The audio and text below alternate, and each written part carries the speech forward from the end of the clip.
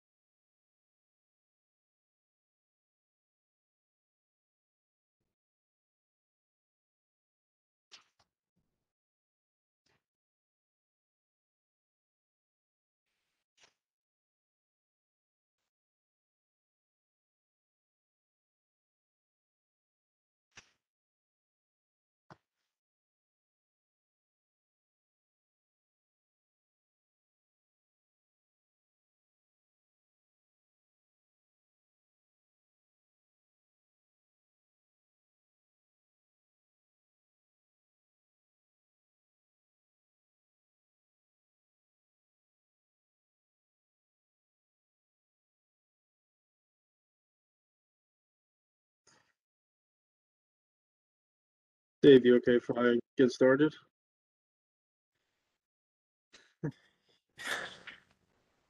Yeah, I mean, we'll do it for the video, Right. and we'll be sure to reach out, send the link out. So yeah, Okay. let's go ahead and get started. All right. Well, hello everyone. Welcome to meeting number 2 for the Housing Working Group. My name is Chris Rabasco. I'm a planning associate with Michael Baker International. I've been helping township staff to facilitate phase 4 of their 2021 comprehensive plan update, along with my colleague Hannah Clark, who is running the transportation working group meeting right now. Today, we're going to focus on information sourced from subject matter experts from the Lehigh Valley Planning Commission. We'll discuss relevant data, tools, and best practices as we look towards building out recommendations that we'll dive into further in our next meeting. Before we get started, I'd like to just go around for another quick round of introductions. So I don't know if you want to start, Dave. Dave Manhart, Director of Community Development for South Whitehall Township. Robert. Hello, everyone. My name is Robert Emanuel. I am a graduate planning student at Temple University, and I am an intern for South Whitehall Township. And next, we'll introduce our subject matter experts from the Lehigh Valley Planning Commission, Tracy Oskovich. Hi, I'm Tracy, Director of Development, Lehigh Valley Planning Commission. Samantha Smith. Hello, I'm Samantha Smith, Chief Community Planner at LVPC. And finally, Jill Seitz. Hi, everyone. Jill Seitz, Senior Community Planner at LVPC. Great. We thanks for joining and offering us some information later on. We have a couple of residents on the call. If you'd like to introduce yourself, Charlie. I'm Charlie Schmale. And Susan. This is Sue Shortell. Great, thanks. We appreciate all your time and input. Before we get started into some of our materials for meeting number 2, we're going to run through a quick little ranking exercise to go over some of our key takeaways from meeting 1. And to do that, we're going to use an engagement program called Mentimeter that I'm about to pull up onto the screen, and I'll go over some instructions on how you can rank some of our key takeaways. So if you see up here on the screen, you can open another browser or use your phone, whichever you may find easiest, and quickly type in menti.com, and you'll be prompted to type in a code, which for this meeting is 34762071. So I'll give everyone a little bit of time to get over there. Again, that's menti.com with the code 34762071. And once you get there and type in the code, you'll be taken to a screen that looks like this. And all you need to do is hit the little drop-down arrow to start your ranking and hover over some of the options that we discussed in our last meeting. Once you click on one, there will be options for second, third, and so on and so forth. So that's how it's going to work. To quickly review some of our key takeaways from housing meeting number 1, which focused on existing conditions. We had missing middle housing, attainability for younger generations, clustering housing to maintain density but preserve connections and access to open space, looking for infill development options, the ability to downsize locally, and planning for the ability to handle projected population growth given current housing shortage and increase in pricing, and finally, diversity of housing types. And once people get to the screen, we should see their rankings start populating onto the screen, again, by hovering over the various options here.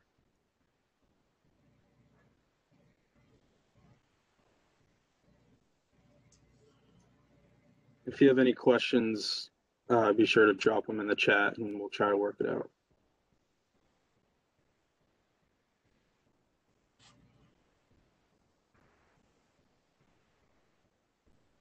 And this ranking will help us as facilitators and as we go towards building our recommendations later on in today's meeting and in meeting number 3.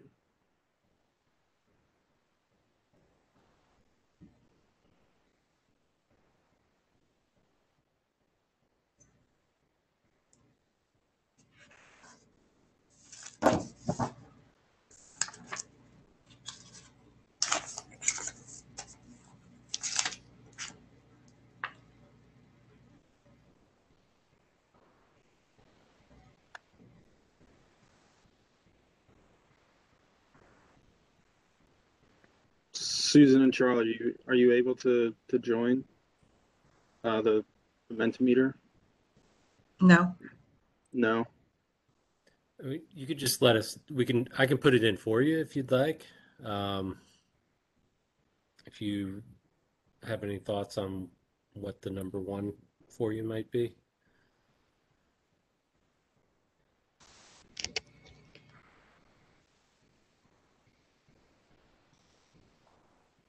Or Charlie, any thoughts?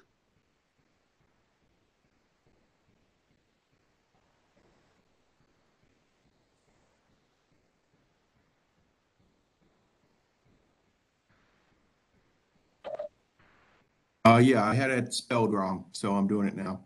Okay, no problem. We'll give you a minute or so. No worries.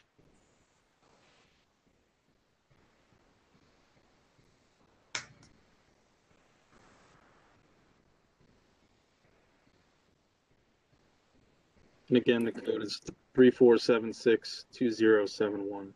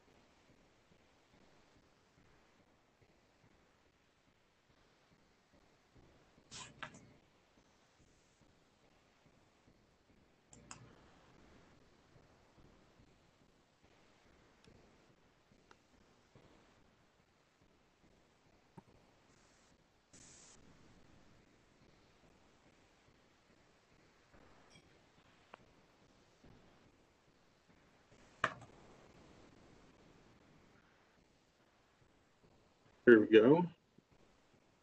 So it looks like Charlie put in his information, and we'll be saving some of these responses. And so the results, he had missing middle housing, number one, attainability for younger generations, two, clustering, third, downsizing locally, fourth, followed by diversity of housing types, planning for the projected population growth, and looking for infill development options, seven. So thanks for taking the time to do that. We appreciate it. I'll hop back over to the workbook and we can jump into some of the items from meeting two.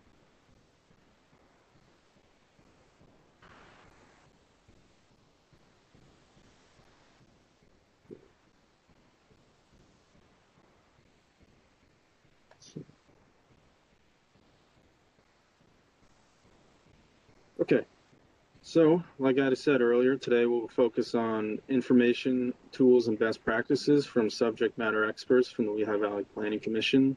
Our goals for today are to review and discuss their source data, to learn about what tools and best practices are available to us as we start building some housing recommendations. And our final goal is to actually identify some initial recommendations that we'll want to carry over into meeting three and beyond.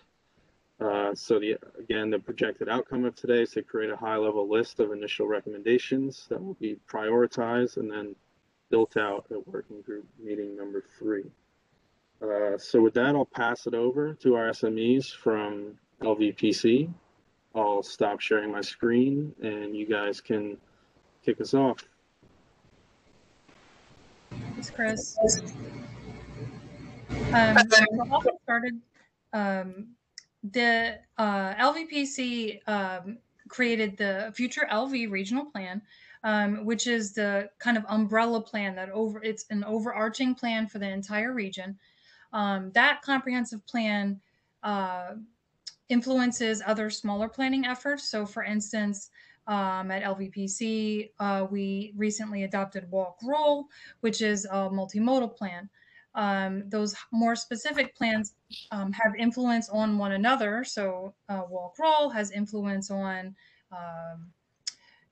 hazard mitigation plans or livable landscapes, other plans that affect the region as well as municipalities. And the same sort of premise applies with planning locally. So in South Whitehall Township, your comp plan should influence other more specific planning efforts, but it should be a two-way street. So your comp plan and the region's comp plan should work together and kind of work towards the same goals, policies, and actions in much the same way that this working group effort is getting to those recommendations. Future LV is a written document as well as a map, document of maps. I'm going to share my screen here.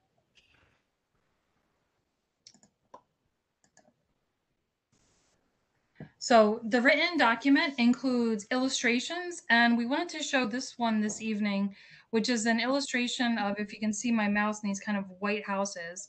It's an illustration that identifies a potential way to provide that missing middle housing and housing for young families, which are definitely two important things, in existing neighborhoods. So this is like infill in a suburban setting in kind of a courtyard sort of way behind existing houses. You can see some over here as well. Illustrations are an important tool because it helps people to kind of see things that are maybe more difficult to understand in written form. And it lets you also have a better understanding of the relationship between housing and other elements such as transportation. And here in orange, you can see a pedestrian network, which is important to people's health and well-being. The general land use plan, let me just zoom in and out to South Whitehall Township here. So this is the whole valley, and here we have South Whitehall Township. The general land use plan is a map that identifies development areas. In this case, it's the gray, and that is generally below Huckleberry Road in the township. The development area is designed based on a number of factors, including the relationship of other services such as water and sewer availability, the transportation network, avoiding environmental impacts. But other things are important when we think about housing. So those factors, as well as bicycle and pedestrian infrastructure and where jobs are located, play an important role in where housing should be located. Jill, was there anything else we talked about we were going to cover on the map? Just to emphasize that as we're thinking about the planning process, I think a lot of community members like to sort of like get down into like a lot of the nitty-gritty and think about how things are accomplished, and tools like that, such as like zoning, will accomplish those things, but really think about the plan as a guiding effort in bringing all those things together that Sam was talking about: transportation, jobs, education, to guide those intentions. And the regional land use plan is for 62 municipalities, and so it's more generalized. In South Whitehall Township, maybe there's more development types than the few that are included on the regional plan, and that's kind of expected. Let's see here. We have some tools that I think we'd like to share in terms of what can inform housing decision making. And I think you all may have talked about them already, but they're important to having a good foundation. The first one we want to share is the Lehigh Valley Housing, Rental, and Sales Data Map. So this is data we release every other year, but we've created this mapping platform that's interactive. The mapping platform is going to show you the housing sales price. So over here, it's going to show you how much houses are selling for in the township. Gives you an idea of the price point people are at, and you can see how much they've increased. That's important to know. The investment people are getting out of their houses, but also if the people who live in the township can afford to remain here, or if they sell, are they forced to move elsewhere because of pricing? The same sort of information is available from 2019 and backwards for renters. So there's just shy of 1,500 renters in the township. And and we'll zoom in a little bit, and we can see there's shading on the map that allows you to understand where the higher and lower costs are. And then again, we'll kind of go towards the lower end under Huckleberry Road, and see that costs are sort of increasing in this area and kind of lower over here. This is also available at the school district level. So I know the whole township is in Parkland School District. And again, this is important to understand what needs are in terms of affordability and kind of the escalating pricing situation. Now that's a region-wide issue, right? That's not only South Whitehall Township, but it affects South Whitehall Township in much the same way it does all the other municipalities. Another important tool is the Jobs and Housing at Risk assessment. Jill, did you want to talk about that? Sure. So this is an assessment that we did because throughout last year during the COVID pandemic, the communities, especially in the 3 cities, were really identifying that there was going to be increased pressures on people's financial situations as a result of job losses because of the pandemic. And the analysis looks at who in the Lehigh Valley is already in a cost-burdened financial situation. And then those individuals that were already paying more than recommended for their housing costs would then be in an even worse situation as a result of job losses or economic shifts throughout the pandemic. So the analysis looked at who in the region is cost burdened, and are we looking at This is Parkland School District here? Yeah. Great. So just under 3 in 10 households in Parkland School District were already in a financially burdened situation before the pandemic hit. And if you look at those 2 donuts in the upper right hand, it was a condition that was more present for renters than owners. And in total, 6,311 households throughout the district were in that situation. Then the analysis looked at which jobs were the most at risk of being impacted by job losses. And so that gives you an idea of who may be employed in those industries that would see those impacts. And I want to go ahead. Can we stop right there for a second? In educational services kind of strikes me, right? So that's 10%, 1 in 10 people in the job force are working in educational services, and teachers aren't particularly known for being extremely well paid. And so that's an important consideration in knowing not just effects of COVID and potential job loss, but this is where your community is working, and the industries they're working in. And then, to consider how much they're likely making. So healthcare and social assistance, that covers a wide range from a home health aide to a doctor. And so, what are these people making, and what can they afford in terms of rent or ownership of housing? Go ahead, Jill, sorry. That's okay. I think we can go to the next.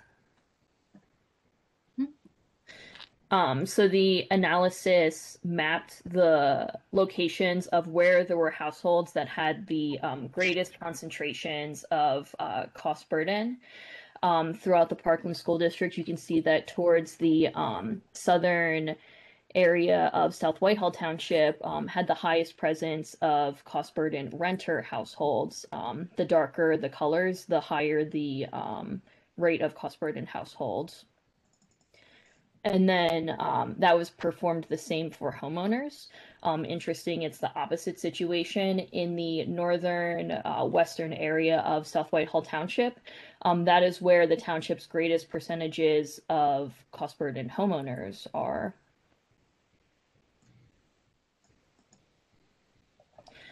And then we also mapped data provided by the Federal Reserve Bank of Philadelphia, which was used in identifying those jobs and industries at risk of housing loss, the locations of those. So a major component of the analysis includes looking at existing housing units throughout the community and their price points, and then comparing them to the incomes of households living in that community.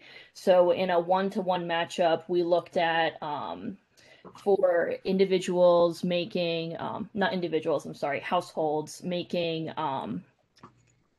between about $25,000 and $50,000 per year, compared to housing that is priced at that income level. The school district has a shortage of just around 1,600 units. And then looking at the next level of income for households making between $50,000 and $100,000 per year, there is actually an oversupply in the school district of 4,449 units. And then lastly, in the upper end of income levels making over $100,000 per year, there is a shortage of 2,390 units. To go back to that middle stock, the 4,449 surplus of units, when you think about those 2,390 households in the upper end, and then 1,605 households in the lower end, all of those households also need a place to live. And so they are also looking in that middle market, competing with those making $50,000 to $100,000 a year, hypothetically. And now it's not necessarily that those making a certain income are also paying for housing that matches that income level, but just in terms of strict matching up units with incomes, this is where the houses fall throughout the school district. And that's why you see such a crunch in that middle area, because everybody is competing for housing in that same place due to mismatches of appropriate housing that meets the needs of people in all income ranges. Thank you. And then the last thing we want to share is an equity analysis we did in 2020. Here is South Whitehall, and this is at the census tract level. And so you can click on the different tracks here and see some demographic information. And we wanted to show you demographic information, again, to speak to that, that young family concern. And so this is going to tell you an age range of the population living in a specific tract. It's also going to tell you some more access to opportunity information. So whether they're disabled, how long they're commuting to work, preschool enrollment rates. This sort of information is important to know, like, okay, so if we know we need housing under, let's say, new houses under 200,000 for younger families, where are they located? Where do we need to direct that sort of housing stock? And then to inform that through zoning, as Jill mentioned, does the zoning correlate with what our expectations are and what our needs are? Is the zoning requiring appropriate bicycle and pedestrian infrastructure? Is it allowing for home occupation, so people who choose to work from home are able to do that? And definitely just want to caveat that we're not criticizing South Whitehall Township zoning, just another tool to think about as we think about how to provide for the housing that we need.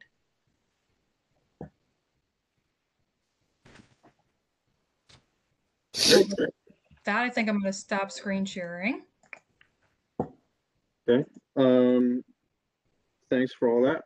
I think we do have some data from Future LV, and for example, the sales trends and everything included in the workbook, but you guys shared a lot of other great tools that we'll be sure to post on the housing webpage for anyone that would like to explore anything further. I see Rob is putting some links in the chat as well, if anyone would like to go there directly. With that, I think at this point we could open up to a bit of a Q&A with our SMEs. Is there anything jumping out to either Charlie or Susan that you'd like to discuss with our folks from LVPC?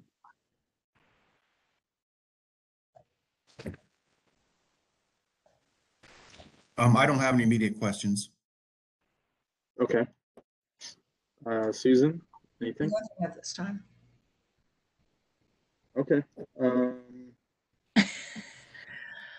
think I have a couple questions maybe before we jump into our discussion template.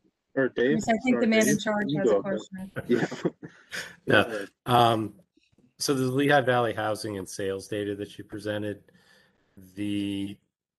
at our first meeting, we had a lot of discussion on sales data and, how crazy the market is now. So I guess I'm wondering where the sales data comes from, how often it's updated, and if there's a way to access some of the, recent history for that data. Go ahead, Joe. Okay. So that actually comes from the counties. So in this instance, Lehigh County, the assessment data, they track and record sales of all different types throughout the county. And our analysis involves kind of pairing out those dollar deed sales, sheriff sales. So it's exclusively just what was listed on the market and then what was sold at that price.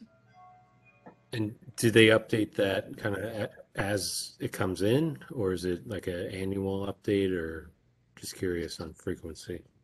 They update it, I believe, on a monthly basis. We receive the data, I think, once a year, and then the analysis is updated every other year in 2-year increments. The map has the different increments you're sent to look over year over year. There's also like a paper report full of fun charts that shows the the year over year as well. That's just below the map on the housing page of Data LV. And Jill, and Sam, correct me if I'm wrong, but the rental data is a little bit behind the sales data. Is that correct? In timing wise? Yeah, that's right. The rental data, thanks for bringing that up, Tracy. The rental data comes from the census.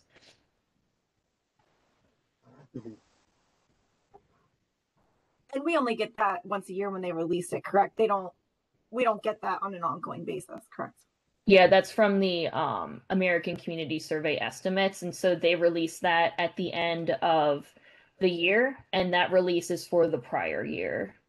So this year in December, they will be releasing 2020 data. Right. So when you get to the map, our webpage, and you look at the map, you'll see housing data is more recent than sales data. And that's because of the data source that we get it from. I think two more tools that we could discuss quick that came up in our last conversation that may be relevant would be your return on environment study. I know Dave brought it up in our last housing meeting and with community facilities, maybe just how we could use that as a tool for some of our housing recommendations.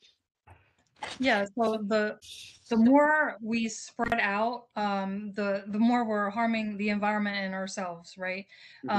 That suburban sprawl, in the short run, it's nice to have, but in the end, if we can reduce the impact to the environment, the return is much greater in the end. So that illustration that I showed a few minutes ago is a good example of that. We can get more housing where there's already infrastructure provided without disturbing additional lands that may currently be woodlands or undeveloped or could be utilized for a better purpose. And then we're not putting people in houses far out from services, away from transit or parks or other quality of life factors that are important to people's long-term happiness and the township's long-term sustainability. One of the questions I had with regard to that illustration you showed, and it's kind of jumping ahead, but if there's any guidance as far as how we could change zoning, or if there's a model ordinance that talks about that kind of infill,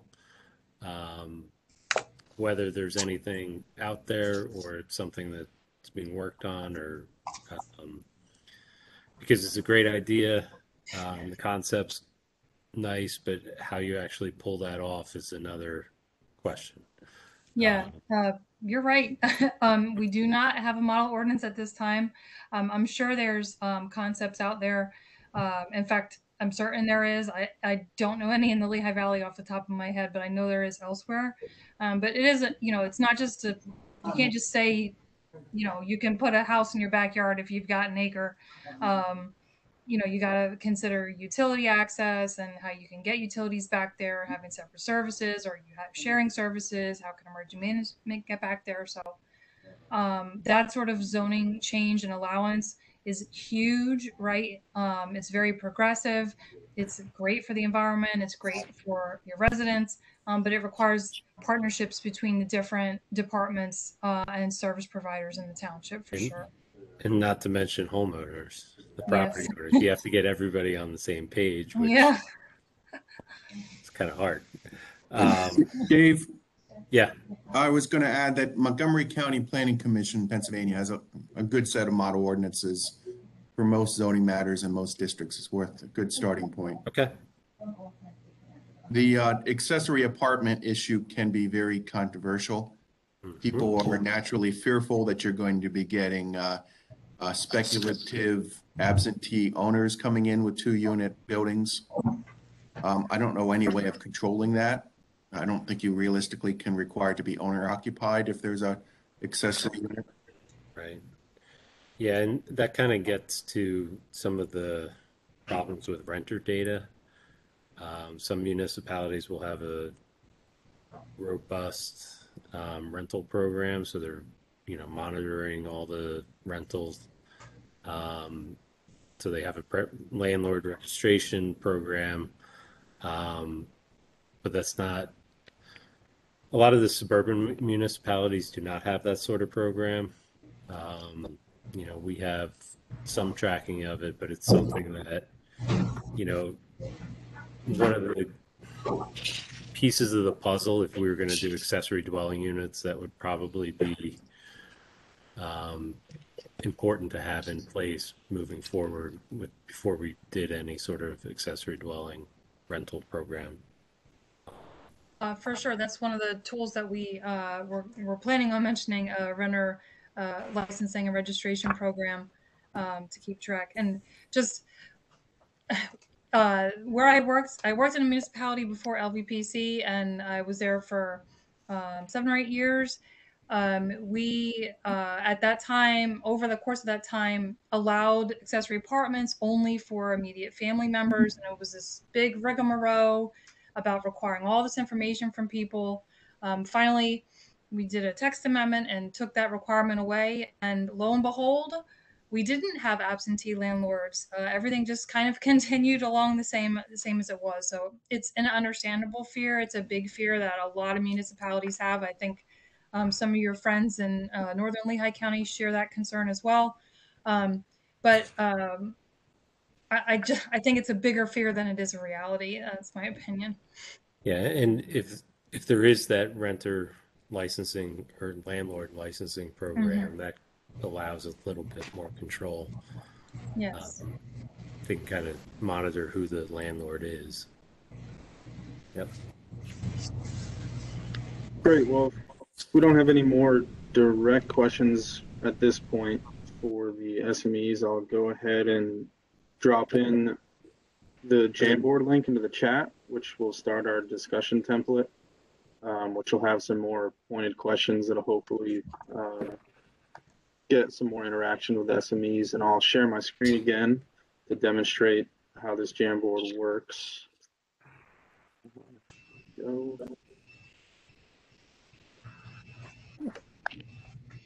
So as a quick review, all you need to do is come over to the left control bar, and the fourth option down will be a sticky note option. You can click on that and type in anything that you think is relevant, and we'll be sure to touch on it and discuss it with SMEs. If you can't figure out how to type this in, just let us know and we'll try to work it out. or feel free to drop it in the chat and we'll make sure to post it on here, or you could just say it out loud. And again, as we go along, I'll be sure to type in any input that we have. So our first discussion question is, what is working well now in South Whitehall Township for housing?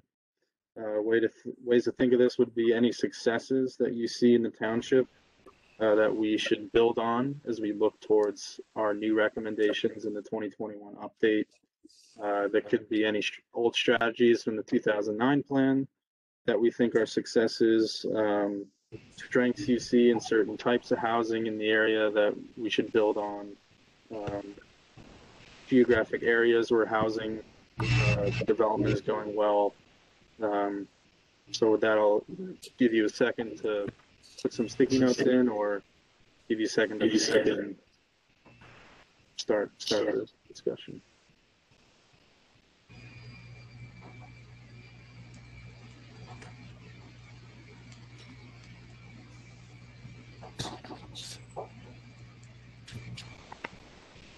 So kind of how this is the digital version of what we did in the in our in-person meeting. Right. And kind of in the in-person meeting, we just started talking, and Chris and I were taking notes and putting the Post-its on. So if we want to handle it that way, that's fine too. Right. You know, and I'll get started just to start the conversation a little bit. And we have a very successful over 55 community that's brand new, just going in. They're still building houses that they can't really build them fast enough. And whether that's a function of the current market or just the demand of being in South Whitehall, or if it's the size of the units, but there's something about that type of development that has been very successful in the township. You know, and we also will always fall back on, you know, people want to locate in South Whitehall because we're in Parkland School District. That's an example of, you know, over 55 that don't have children in the school district, and it's still super popular. So there's something to that development type that seems to be working really well. And I think we kind of discussed it a little bit I think Charlie brought it up in the other meeting that, you know, that type of housing is popular in all age groups. So just something to think about. And Yeah, what I said, Dave, was the tradition style, which is smaller units than what's there, with low maintenance, community center, lots of landscaping and trails. That concept is popular amongst a lot of age groups, and right now it's mainly only offered to seniors. Mm-hmm. Yeah, I think the Regency is duplexes. Sue probably knows. I'm pretty sure most of them are duplexes. There might be These some. are the ones on Walbert, north side of Walbert. Yep. Any idea what the price point of that is? Not cheap. So I think they're in the fours. Yes, Yeah. I would say in the fours. And ideally, if you're looking for communities where existing residents can downsize, you know, you're looking for, I'd say, under 300,000 as a price point, as a target, if you can. Yeah, and you know, these may have been when they first came in, they may have been targeting, you know, that price point, but because everything's gone pretty bonkers lately, they just skyrocketed and are now in the fours. But yeah, that's just a piece to think about and replicate, perhaps, for somehow build recommendations to replicate that for non-age restricted. And that ties into your visual preference survey that you did, Dave. Mm-hmm. Yeah, which report, I should have it out by the end of this week for sure. just had some minor changes, but should be out at the end of this week. Did you want to summarize what you found there, David, in that report? People's preferences for housing? You know, some of the common themes were, well, kind of an overarching theme was redevelopment over greenfield development. Open space was a common theme, walkability. So kind of the expected responses. There wasn't anything super surprising. We had some images in there that were, you know, we had good images and bad images to kind of see. Like one of the descriptions was a warehouse with, you know, uniform architecture, and, you know, not surprising that didn't score very well. But a lot of the compact home, compact development, preserving open space was one of the main themes that we saw.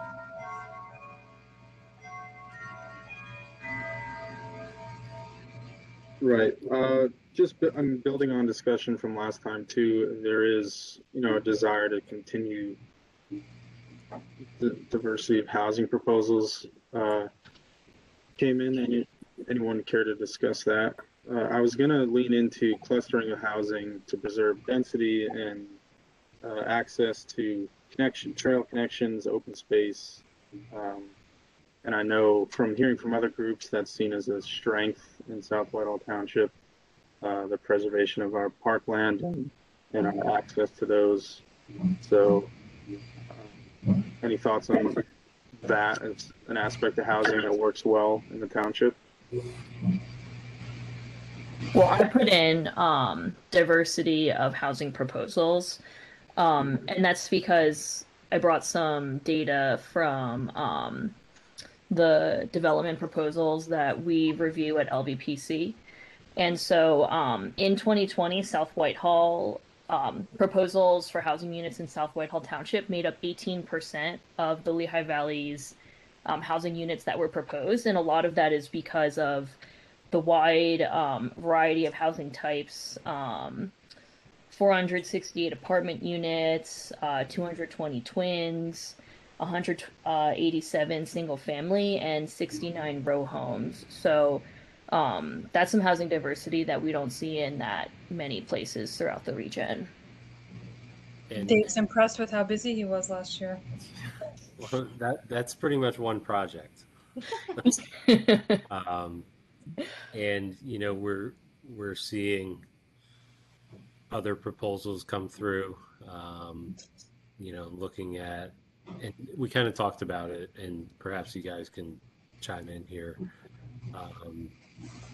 As far as what the sweet spot for that middle, you kind of talked about it a little bit there, that middle housing type that, you know, is seeing pressure from both ends. What does that look like? Is that something that we as a township can encourage to fill that gap? Yeah, the one thing we had covered at the last meeting was the concept of clustering as a way to not only provide open space, but also to reduce housing construction costs. Because if you have a more narrow lot width, you greatly reduce your utility construction costs, your sidewalk costs, your laterals.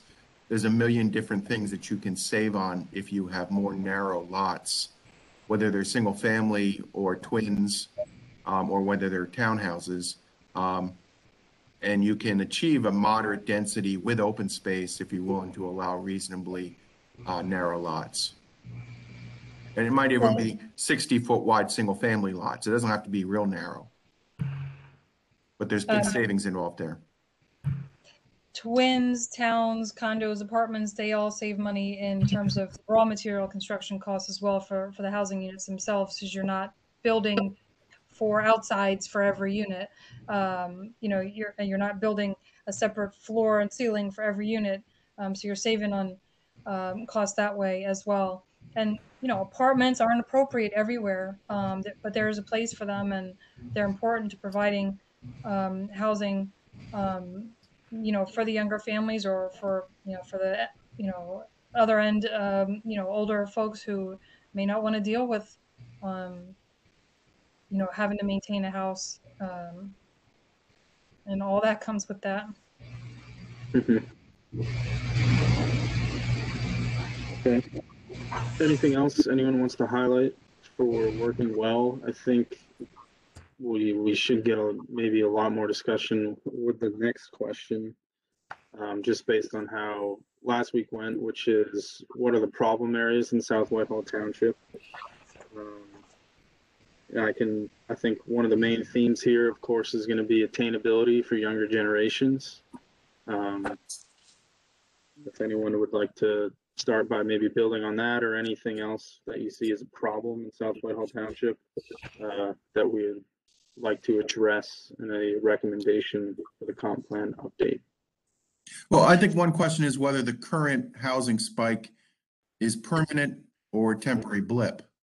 And I don't necessarily know the answer to that, but I don't think the prices are going to go down a lot. So we're in not exactly the same situation as the rest of the country. We had a housing shortage before this current spike, right? The current spike nationally is really being escalated because of COVID. Pre-COVID, we had about 10,000 less units than we needed to have a comfortable market for people to be able to move in between units, like a housing vacancy rate. And that's across the Lehigh Valley. So 10,000 across the Lehigh Valley. It's not just in South Whitehall, but we were already having to catch up, right? To be able to have enough units for our residents to be comfortable moving about, just in South Whitehall Township or in and out of the township. And then, the current national situation kind of happened on top of that. So when the national situation dies down, we're still going to be playing catch up.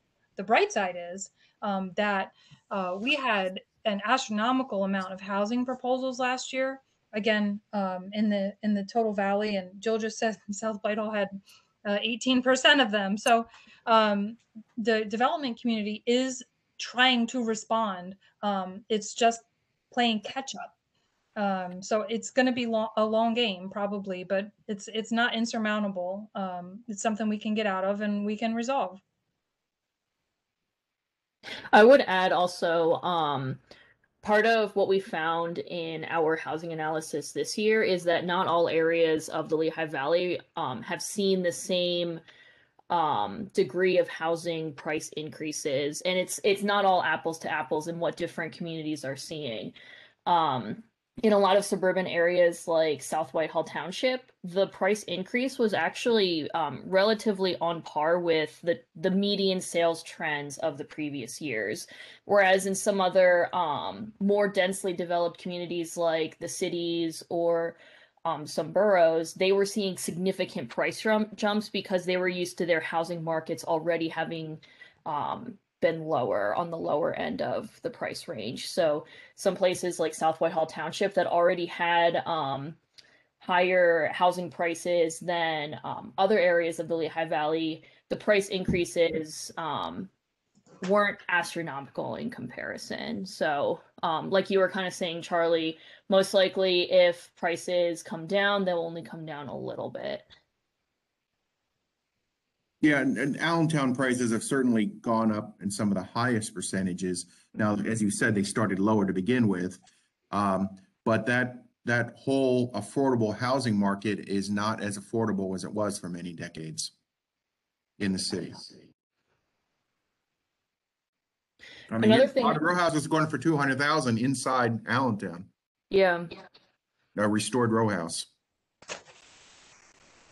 Yeah, another thing that I'm seeing looking at our sales map that we were showing you guys earlier is the prices of single family detached compared to attached within South Whitehall Township. In 2020, single family attached was like about $11,000 lower than a single family detached house, which is pretty close considering that a lot of people, especially younger people, opt for those attached homes as a more affordable option. And people fear townhouses are going to bring down their property values. Then they find out the townhouses are costing more than their existing single-family house next door. Mm-hmm. One, just a sentiment, and I'm wondering if you guys could comment on it from a regional perspective, is we're having a lot of development proposals coming through. So there's a sentiment among the public that we're developing too much, too fast. So I'm wondering if you could comment on, market demand versus, zoning and when things happen, and if there's any considerations along those lines as far as development pressure. I mean, if you build it, they will come. The development proposals are happening because there is market demand. Developers, builders wouldn't be going through the effort of, the plan approval process if it weren't worth their time and investment. It's not just that black and white, of course. If we're developing, I'm just going to say something crazy. If we're developing in floodplains, just because it's somewhere to develop, then maybe we're developing too fast and we're not thinking it through thoroughly enough. But making decisions on where development should go based on where there's infrastructure and where it's affordable in the long term is important. But if development's going in those areas, then it's needed, right? And we just talked about that market compression and where South Whitehall Township needs units. Those people need housing, and so there is a need. And hopefully the development proposals you're receiving are going to fulfill that need for the folks who need it.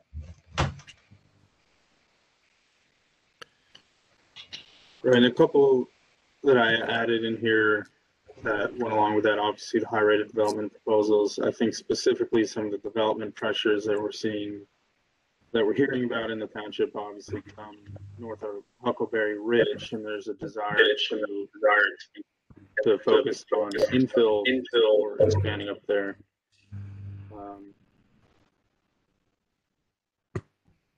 Perhaps shifting gears a bit. Is my voice like echoing, or is that just me? No, it's echoing. Sure what that problem is. We had concerns over.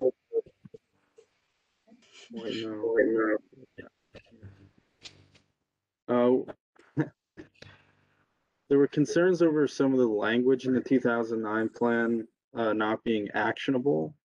A lot of the goals use words like consider. So I think that may be a problem area, and in a broad sense, having actionable goals, and just going along with the market volatility, maybe it makes more sense to review the comp plan and some of its goals on a shorter time frame. That's coming up in a lot of groups. So maybe if any of the LVPC folks have thoughts on the benefits of shorter review times, especially trying to plan in a field like housing, which is so volatile.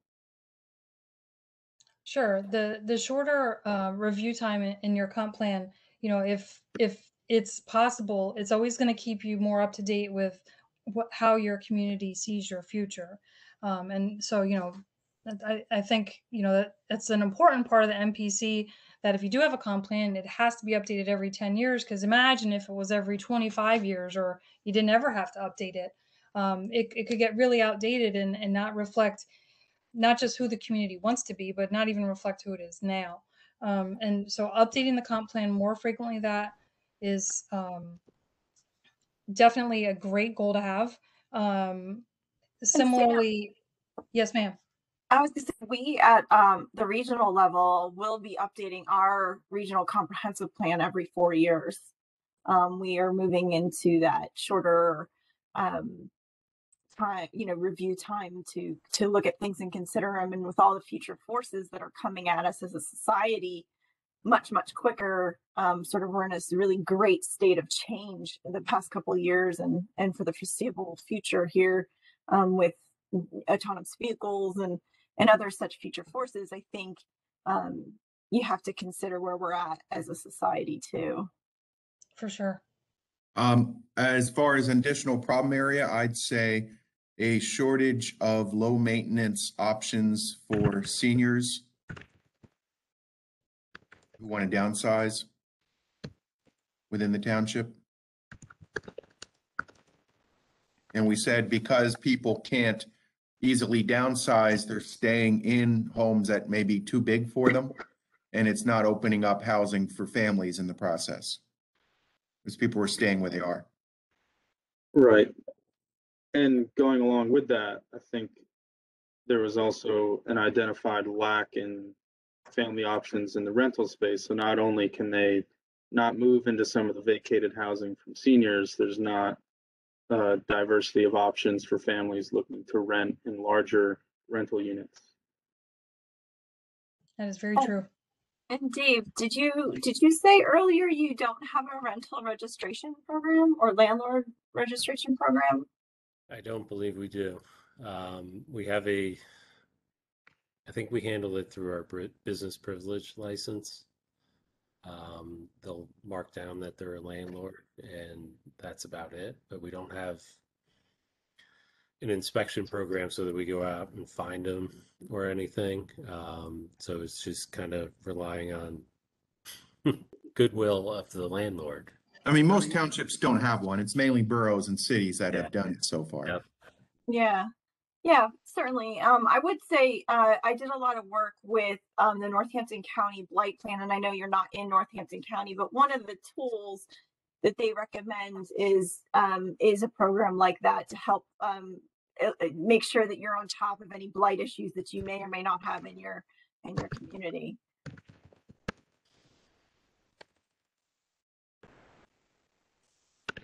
Yeah, and I think blight is kind of a tricky word. You're right. You know, in South Whitehall Township, blight is, somebody not maintaining their lawn. Dandelions.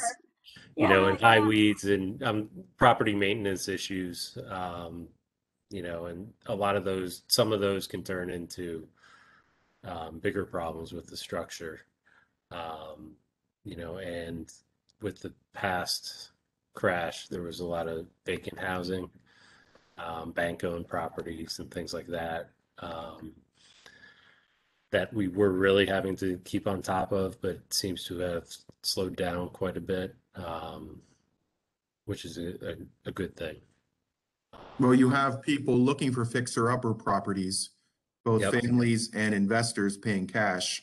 Yep. So I think some of the properties that may not have been maintained well in the past, there's enough of a market that people are going to grab them up.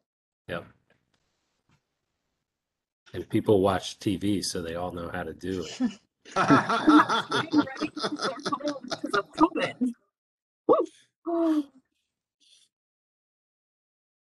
So I already kind of switched to the next question, which we've already sort of been touching on, is what SME tools or best practices are relevant to addressing some of the problems that we've been talking about. So, I mean, I'll keep populating it as we go, but if there's anything else the LVPC wants to jump on that maybe we didn't dive in enough here, or if there are other tools that we haven't mentioned to this point, such as maybe the official map or any other aspects that might help address some housing needs, whether it be middle housing, attainability, anything like that. I would suggest that the township seriously look at transfer development rights. Right. I know it's been mentioned over the years.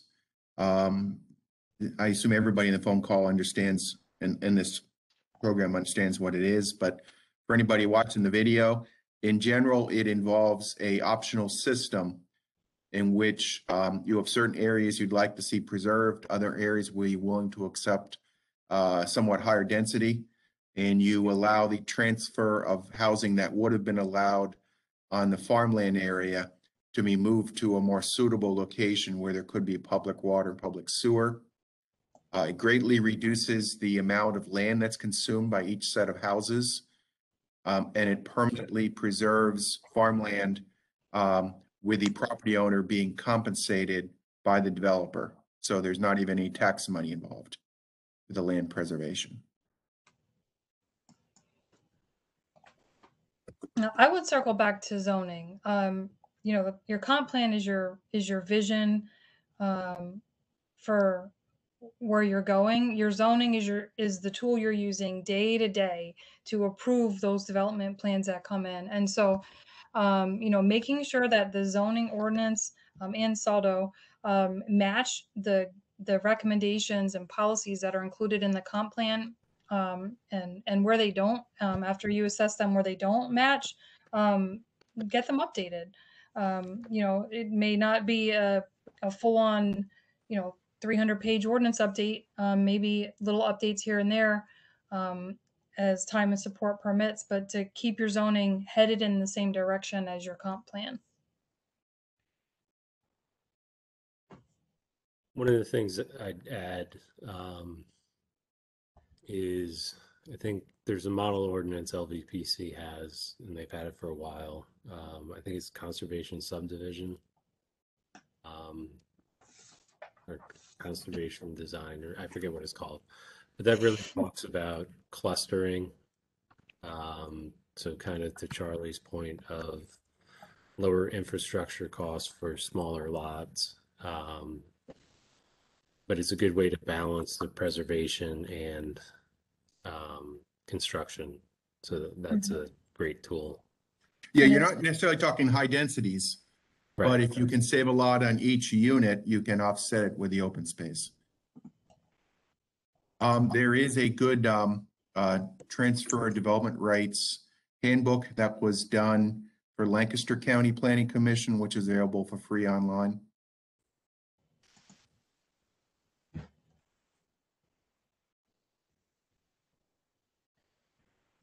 Along with conservation, subdivision, or clustering, you know, if those can be incentivized over the standard residential development type, you know, if they're incentivized enough that it's a better deal for a developer to cluster than it is to do the standard sprawl, they're going to cluster. And so that's, again, another, you know, making sure that you're doing everything you can to make sure the tools that developers are using when they're making proposals match where you're trying to go to reduce green impacts and put density where the long-term costs of the township are lower, where there's infrastructure already. Right. I think we touched along these lines last meeting too about some of the overlay districts that are present in the township and perhaps looking to optimize those. Any comments on that? So yeah, our overlay districts, we have traditional neighborhood development overlay. And there's incentives if you based on design and open space. So there's density bonuses if you provide X% open space and things like that. So on the books now, kind of embedded in the overlays are a lot of those incentives. And one thing we can look at is, you know, we've had a few of them come through, and we can probably start looking at what works well and what doesn't work well out of that to figure out, you know, which incentives developers are, you know, using and which ones they're ignoring as a good starting point. One of the questions, and if you guys could provide some insight, and I don't recall the exact wording of the recommendation from the first meeting, but the concept of providing for like our projections, I think is what the comment was kind of alluding to. If we have a certain, or LVPC provided projections for South Whitehall Township, and they're, you know, 30-year projections, how do we marry our recommendations to meet those projections? Do we exceed those projections, or do we kind of go low on it for zoning because we're looking at a 10-year plan? So I think Bill was the one that brought it up, so I'm kind of paraphrasing and trying to remember, where he was coming from with it. But, if there's any thoughts on zoning and, how much we should zone for, I guess is at the root of the question.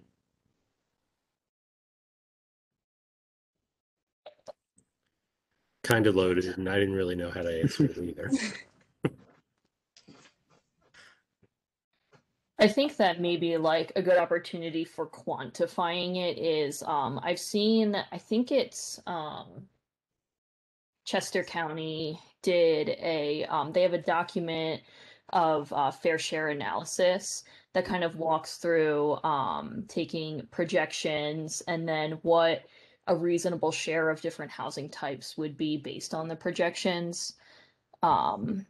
It may be worth looking at that. I think that would be applicable to what you're asking, Dave.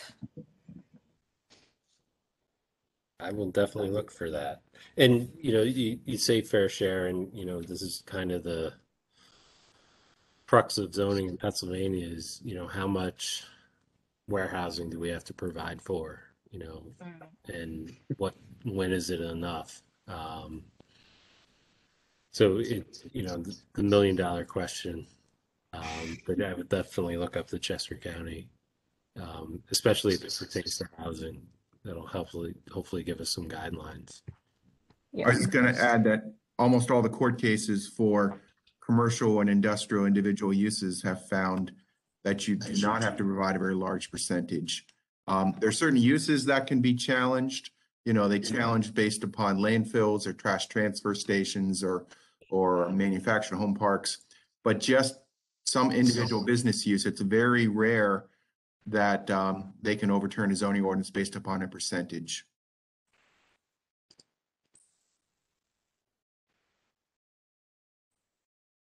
Good to know.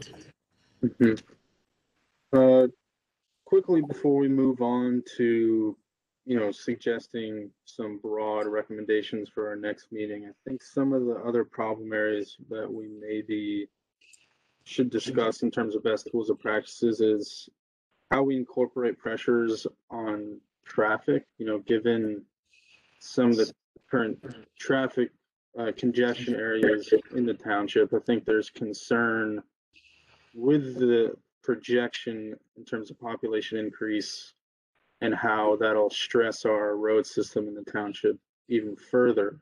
Are there any considerations you can take in housing goals or planning that would help mitigate some traffic pressures? I think it's the obvious ones, like infill and any other items you have to offer on that?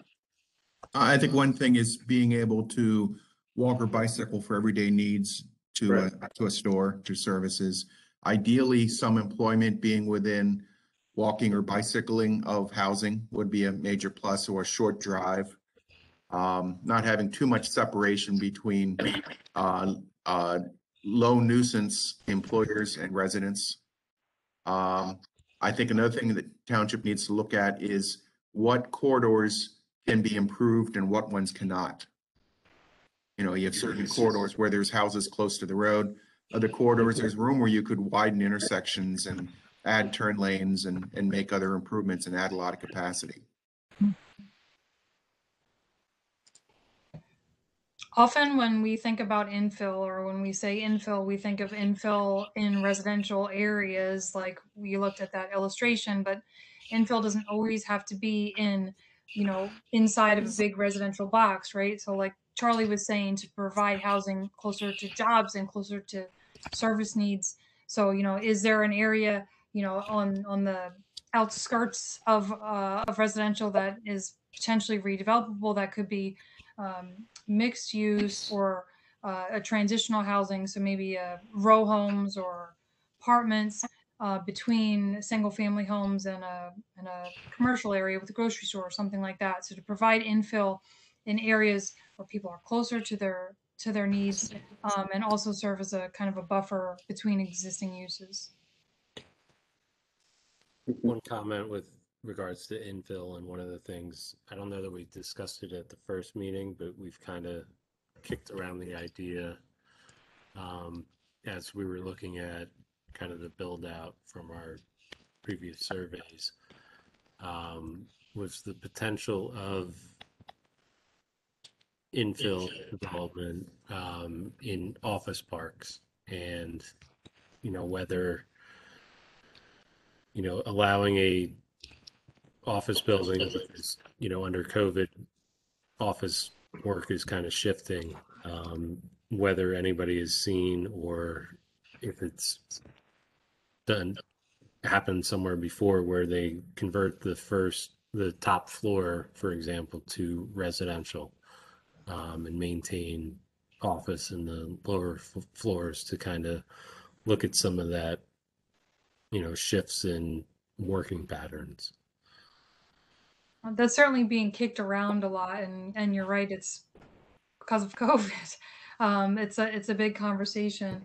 I know a lot of the redevelopment of that sort, the multi-story redevelopment we see is in Allentown, for example. It's an old manufacturing facility or something like that. Well, they're do ground floor commercial and upper story non-residential, but it's a concept, the same concept you can apply to office parks. There's infrastructure already there. There's parking already there. So it's a great opportunity if it works. Mm-hmm. So I think that could segue well into some recommendations based on the SME tools and best practices that we've been discussing so far that we should carry forward to our update. We're going to build out a lot of these further in our next meeting, but the last 10-15 minutes here is the time to discuss some broad recommendations that we'd like to initially discuss first with SMEs before we move on to next week. So I think we can build off of what we already have. For example, incentives for clustering, walkable, bikeable communities, TDRs. Feel free to throw out any more if you have any.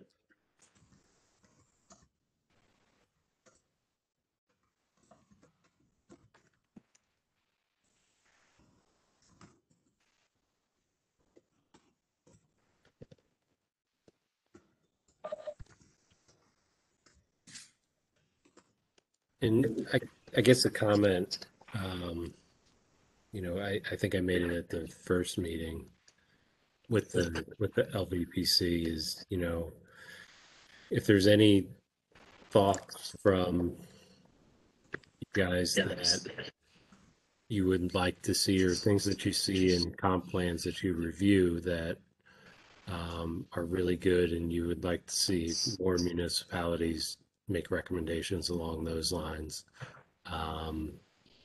is one of the ways we can kind of tap into your experience with the LVPC. The city of Bethlehem is really taking a hard look at affordable housing and incentives for that housing type in particular. And so maybe check in on see what Bethlehem's doing. Again, they're definitely more urbanized than you guys are, but certainly worth taking a look at.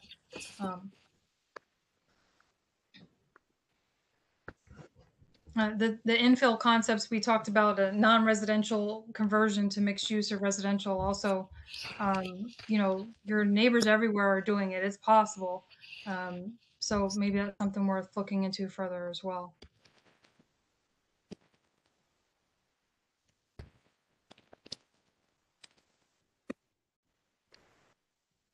I would add a point about balance in land uses. What I mean by that is you do need a certain amount of business development to offset the costs of the residential development.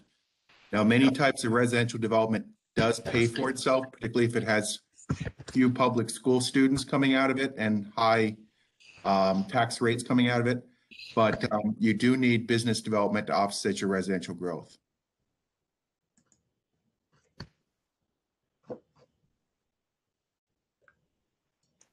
At the last meeting, there was a mention that the project, what's it called? Springview, the apartment complex in Citronia Road. That there was what, 450 units and 12 school kids coming out of that? Yep.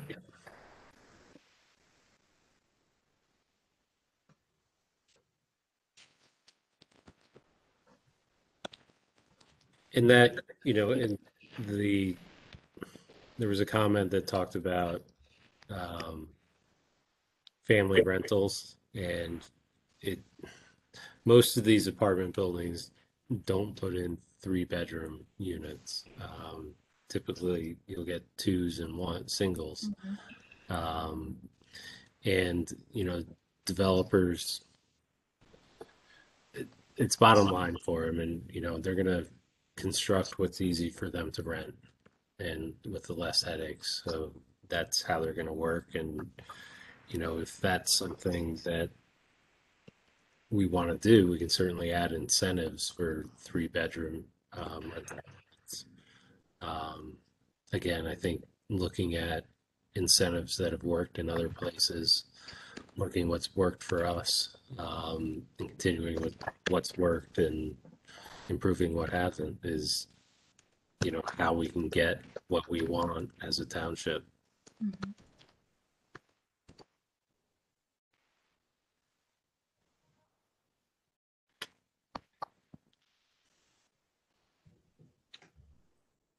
How about any recommendations that may help us plan for, you know, market volatility? And also, one of the big themes from last week was the uncertainty, not only in the current housing shortage, the pricing surge, but also the effects of telecommuting. You know, there's various reasons to believe that, you know, this area as a whole may see an increase in people living here due to the fact that they're leaving other larger cities, and how we can plan for that in the plan.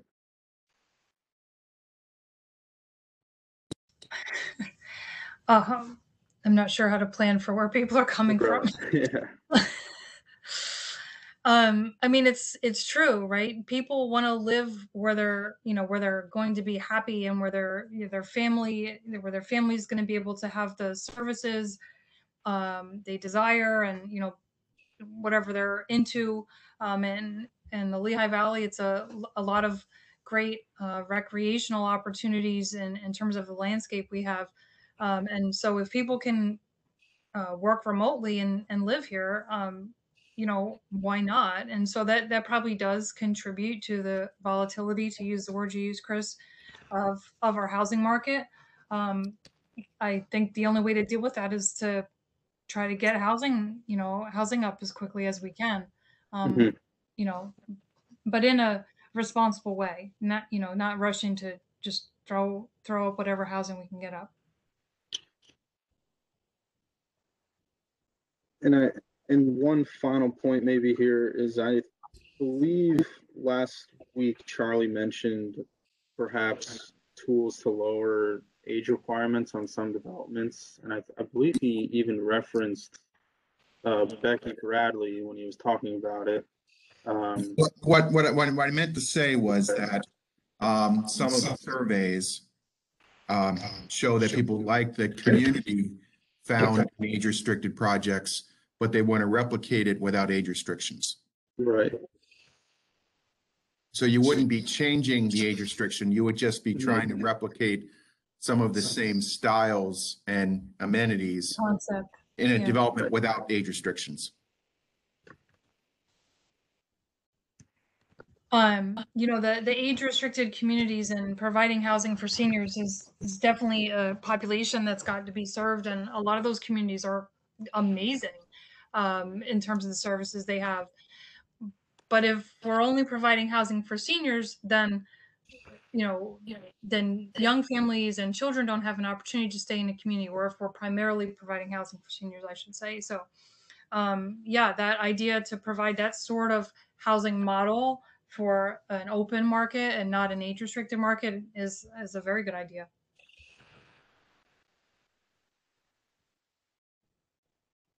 I was just going to add, when we talk about the housing market, a lot of people are in a situation where they're expected to be in a workplace in a metropolitan area 1 or 2 days a week, but that gives them a much wider commuting area in which they can consider. So if they're working in King of Prussia, but they only have to be in King of Prussia 1 or 2 days a week, they could easily live in Lehigh Valley and commute, or North Jersey. And a lot of the movements that they saw from New York City were within a 1 or 2 hour radius of the city over the last year.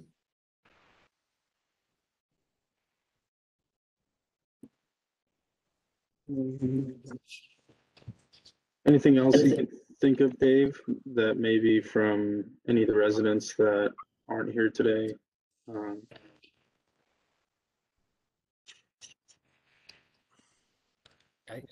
I think we kind of covered where we were headed from that first meeting. Dave, the one other thing that was mentioned was, think about people who aren't in the room.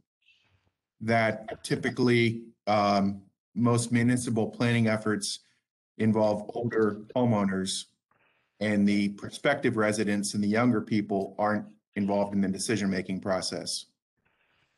And yeah, that was something that we definitely talked about, when we were talking about, their children, like the older folks' children trying to locate in South Whitehall, and that opportunity just isn't there. They may want to, and it's the similar story for folks downsizing. They may want to stay in the community, but just that housing choice isn't there for several demographics. And that might be, how we build out some recommendations to hit all of these demographics and kind of marry those two, so that we are providing more choice and allowing people to either downsize in their community or get the starter home in the community. And if you have a more diverse population, you're probably going to get much more diverse restaurants. If you want ethnic food, you want a diverse community. I think we'd all like that. Anything else quick before we wrap up? I know we're getting close to 7:30. Any final tips from the SMEs? I know we've covered a lot here. Either or. Housing's often a difficult topic to discuss, so I think you all should be proud of yourselves in discussing it broadly and frankly. Any final points, Charlie or Susan, if you're still on the line? I don't have anything to add. Great. I'll turn it over to Dave for any closing remarks before we finish up. Yeah, and I want to thank Charlie and Sue for jumping on and dedicating time to the effort, and I hope people that do watch the video contribute through the Google form that's online, so that we can get as much outreach as we can and as much input as we can. And thank you to LVPC for sharing some of your experience and best practices and things that you considered in developing future LV. So thank you. Thank you. Thank you. Thanks. Before we go, I can quickly point out what Dave was talking about. If anyone here has additional input they'd like to add, or for anyone watching the recording and you want to participate in the discussion, you can go to the housing webpage on the township website, click on Working Group Meeting 2, and you can fill out the Google form, which goes through the same questions that we just went through, and make sure you click housing. With that, our next meeting, we have next week off, and then we come back the week of August 2nd. The final working group meeting for housing is Thursday, August 5th. So with that, I'd like to again thank everyone from LVPC and thank everyone who attended or watched online. Hope everyone has a great evening. Thanks again. Thank you. Thank you. Thank you. Sure.